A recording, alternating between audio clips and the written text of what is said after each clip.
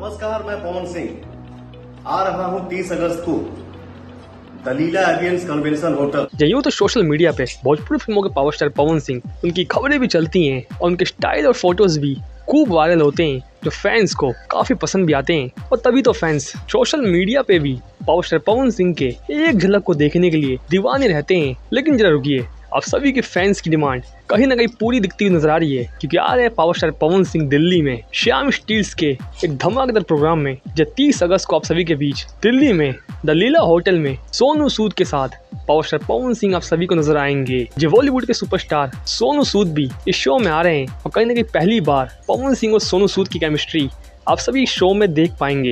हालांकि देखने वाली बात तो ये होगी, जब पवन सिंह और सोनू सूद एक साथ उस शो को करेंगे तो शायद ये भी देख सकते हैं हम फ्यूचर में किसी अपकमिंग फिल्म में पवन सिंह के सोनू सूद नजर आए। वैसे कौन कौन एक्साइटेड है पवन सिंह और सोनू सूद के धमाकेदार शो को देखने के लिए, कमेंट सेक्शन में बताइएगा और ज्यादातर इस वीडियो को जरूर देखिए।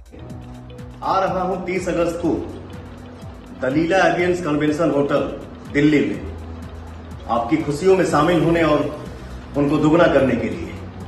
तो आपसे जल्द ही होगी मुलाकात श्याम मिलन उत्सव में। Shyam steel flexi strong TMT bars. Flexi strong मतलब हमेशा के लिए मजबूत।